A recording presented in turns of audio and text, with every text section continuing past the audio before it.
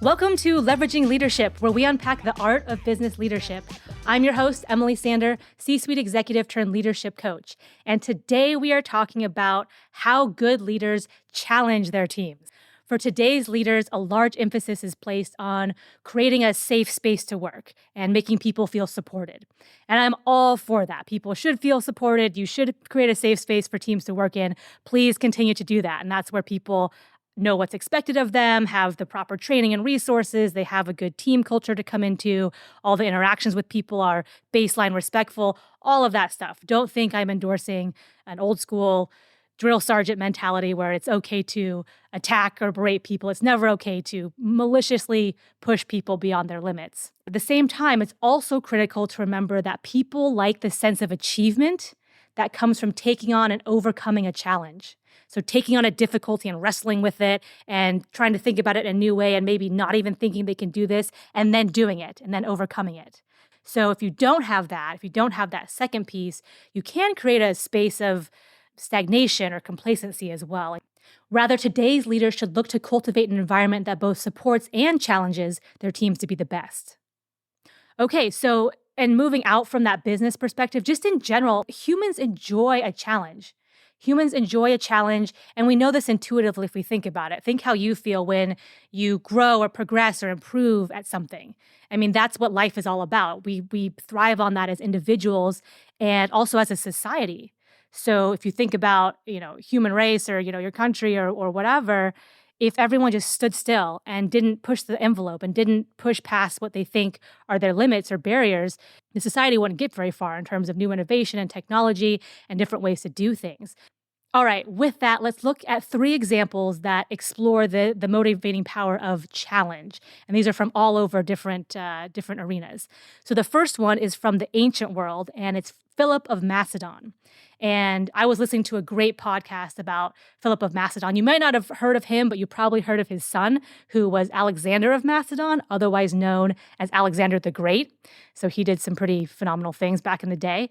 Anyway, Philip, early in his life and career, was the leader of Macedon, and he was faced with this huge threat. They had invading barbarian tribes from a whole bunch of different directions. And in some spots, they were outnumbering his army 4-1. So they were vastly outnumbered. And so Philip was traveling across Macedonia, trying to recruit and rally various nobles and various tribes and various allies to join his cause. And sometimes he was very charming and persuasive and flattering. And other times he threw down a challenge and he would say, "Be men." That was his famous rallying cry for this campaign. Be men. And all the soldiers back then were men. So this is your chance to prove that you're real men.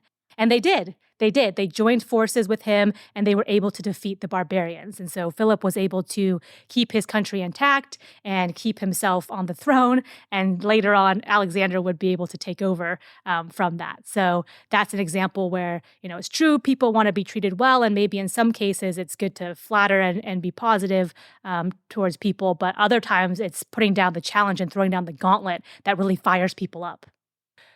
The second example is from the animal kingdom, and it's about bees in space. So little bees, the yellow and black things that fly and buzz around Earth in space. And I think they were doing this experiment to see the effects on their bodies and their communication and like their pheromones and how they interact as a hive.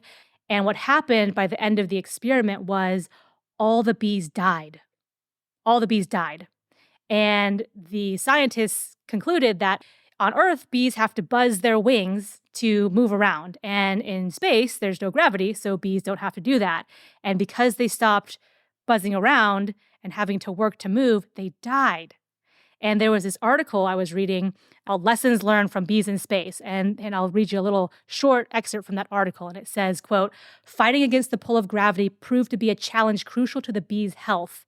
Using the story as a metaphor, people don't mature when life is easy. Instead, development occurs only in the presence of physical and mental challenges. By leaving one's comfort zone and embracing moments of hardship and struggle, people set themselves up for growth and future success."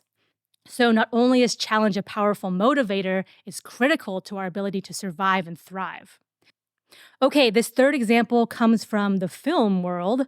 I heard someone say that the other day. I was like, do you watch movies? Because I watch movies and I love movies. But this next example is from the film world, and it is Star Trek, the movie Star Trek. And it was the first movie with Chris Pine as Captain Kirk. So when they revamped that whole series, it was the first movie of that.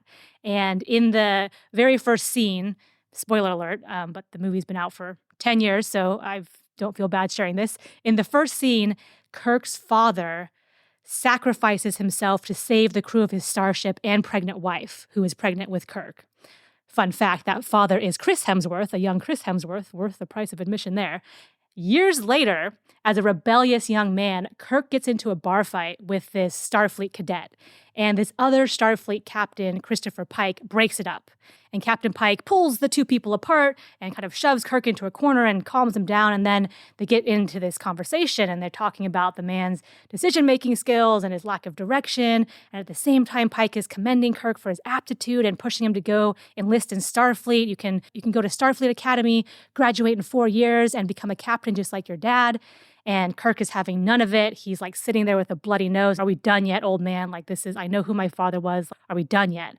And Captain Pike says, okay, I understand. I'm going to leave you with this.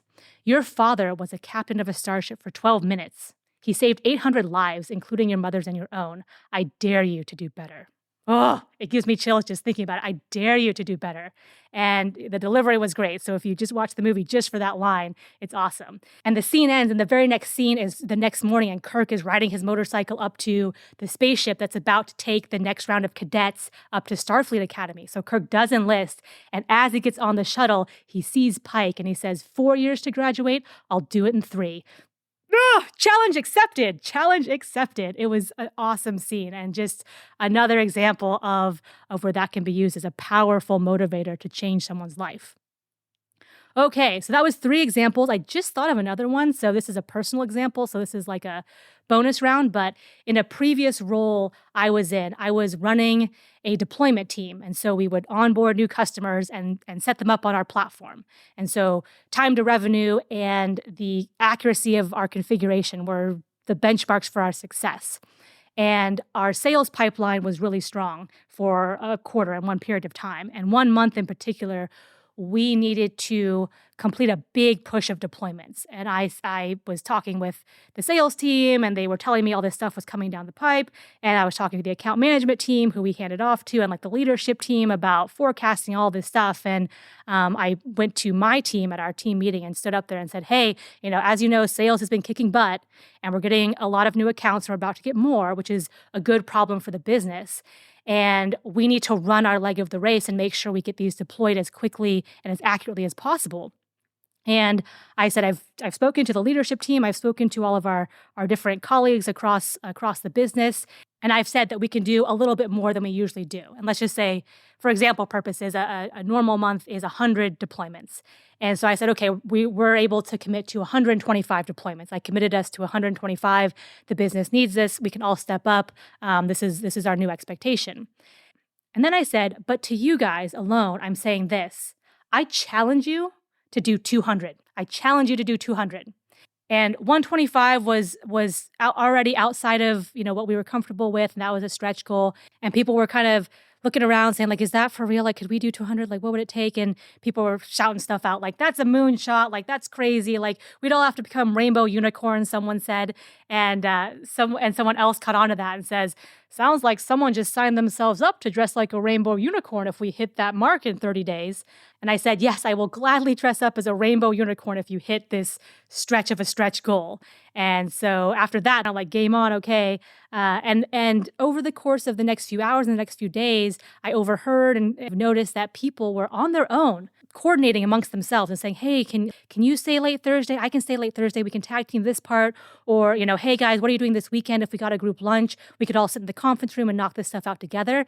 And they did it. It was hard and it was tough, and people had to think of new ways to do things. People also just had to work harder a little bit and rally together. But they found ways to put all these things together, and they did it amongst themselves. And I was so proud of them at the end. I was like, oh my gosh, you guys, we did it. And it was just so impressive for themselves, to themselves. It was impressive to the sales team. They were bananas because, of course, all the salespeople were thrilled to get the things through a month early. And the business was just really, really pleased and proud of them.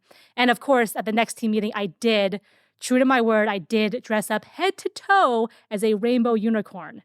And I actually have pictures of this somewhere. I have pictures of this somewhere. So I will try to dig around and find some way to attach them to the show notes, just to show you how amazing I looked. Okay, takeaways for this episode. Find your next challenge. Consider what we talked about above, the different examples, and ask yourself, how can I challenge my team?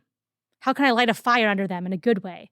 What can you dare them to do? What can you say, I dare you to do that. I dare you to. And then take a look at yourself and apply those same lessons on your own skills and abilities. And where can you push yourself to grow and improve? And one thing here is, what scares you?